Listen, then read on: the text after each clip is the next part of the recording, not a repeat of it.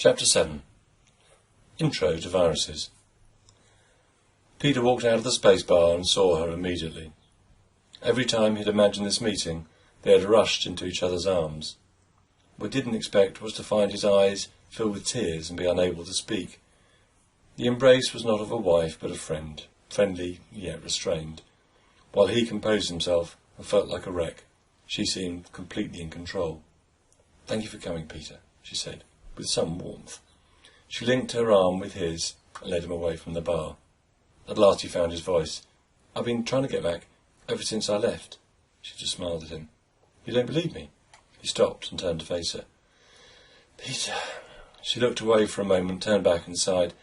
"Peter, that was a long time ago. So much has happened here since you..." He trailed off. "Since you were last here." She relinked his arm and started to walk again. "Let's not talk about that right now. There's something I need to show you."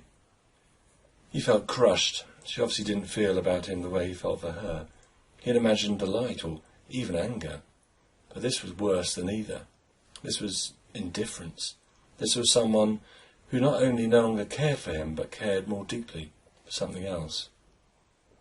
They walked away from the old town and entered a long street that contained a line of terraced residential properties. Peter was sure that she was going to take him to a new home, her new husband.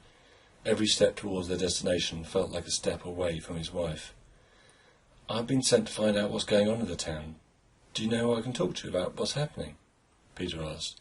He hoped to sound as though his heart hadn't just been shredded by her words. "You can talk to me." She didn't look at him as she spoke, but Peter couldn't take his eyes off her. You actually know what's happening." Zeta rounded a corner, came to a stop and moved in front of him. She looked up into his face. "Oh yes, I know." She pointed across the road that they had just entered and said, "This." Peter stared to where she had pointed and saw a space where a house had once stood. It looked as if someone had removed each brick, snapped it in two, and thrown it on a pile. The neighbouring properties were completely undamaged. The destruction was complete and yet horribly controlled. He crossed over the road to the ruin and asked, "But how? How does this happen? Gas explosion?" Zeta barked a short, scoffing laugh, closed her eyes and breathed deeply. "We know that the programmer who lived here at the time had received a package on the morning this happened. We think that this package contained a computer virus." Peter looked back at the ruin. "But viruses don't do this." Zeta shook her head. "Not in the outside world, no.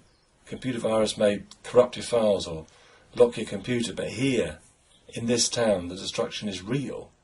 We believe this was a boot sector virus attack with a destructive payload that destroyed the foundations of the building. It brought the entire house down and killed the occupant." Peter put his hands on the old garden wall in front of the pile of rubble. "Is this the only one?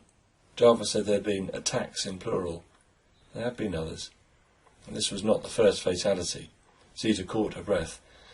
"First by a worm," she continued. "It went from house to house along a whole row. We thought that was a gas explosion until we found that those houses didn't use gas." She walked over and stood next to him. "That was a year ago. Since then the attacks have become more frequent. There have been 10 attacks in all. 12 people have died, mostly from that worm attack, and nearly 50 injured, some of them children." "Who's doing it?" asked Peter. "We have no idea. No one trusts anyone else anymore." Zeta turned away from the house, unable to look at it, and sat on the garden wall. She continued. "The town has turned in on itself. The government think it's the programmers. The database administrators think it's the servers. The programmers think it's the designers. The designers think it's everyone else. The place is in lockdown. Restrictions are everywhere. Just when we should be pooling our resources, we are gripped with..." She gestured wildly, trying to describe the situation. "With paranoid inaction." She remained silent for a full minute before she continued. "We need a solution, but the new security checks have meant that no one could do anything. All our attempts to resolve the crisis have backfired. People think we're making it worse. Everyone is keeping their heads below the parapet, for fear of being the next ones to be targeted. The programmer who lived here was helping us when it happened." She shook her head. "That's when the other programmers turned against us." Peter finished her thoughts. "Which is why you needed me. Which is why we needed you," she repeated, looked up at him and gave him a sad smile. I just thought that when I heard that you needed me, it was about us, not about... Peter gestured towards the house. This. Zeta stayed quiet for a long time. Then she said, quietly, shaking her head, Peter, there is no us. There can be no us. Not while the town is under attack. She stood and looked back at the house. Peter felt the same way that the house looked. What do you want me to do? He asked, eventually. Peter, you work at the museum. You're not aligned to any of the groups, which means that there's no group to show loyalty to, and no one against you either. It also means that you can gain access to any area. Peter stared at her. Yes, but what can I do? As you said, I worked at the museum. What can I do to help? She smiled at him. Peter, you love learning. I've never met anyone with such a sense of curiosity. What I need you to do is learn everything you can about the attacks. Who's ever doing this is working hard to split us apart. I think the only way to stop them is to combine our knowledge, and at present you're the only person who can do it. You overestimate my ability, Zeta, but then you always did. She turned to face him and reached out to hold both of his hands. This is a computer virus. It's copied itself. It's what it does. Zeta looked down at their intertwined hands. Sometime soon it will attack again, and this time the loss of life could be even greater. If you care for me at all, she swallowed, please help us. Peter knew he couldn't refuse, but he somehow grasped too that if he saved the town, he may also save his marriage. I'll help, of course I'll help, but I have one condition. Zeta stepped back and folded her arms. Okay? What? Peter smiled. I need you to help me. She remained impassive. Peter, I can't do that. Why not? Zeta looked uncomfortable. Peter, they all hate me more than the attacker. But why? Oh, God, Peter, I'm the mayor. I run this town. She looked at him seriously. The eyes locked for a moment, and then they laughed. Laughed until their sides ached.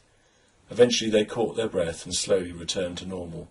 Wiping her eyes, Zeta said, My hands are tied more than most. If I'm seen to favour one faction over another, the whole place could descend into even more chaos. Yes, said Peter, but you can get me into places that I can't go on my own. I know nothing, Zeta. I'll have to talk to everyone. I'll never get to speak to those who really understand this thing without you. He put his head to one side. You say this town needs me. Well, I need you.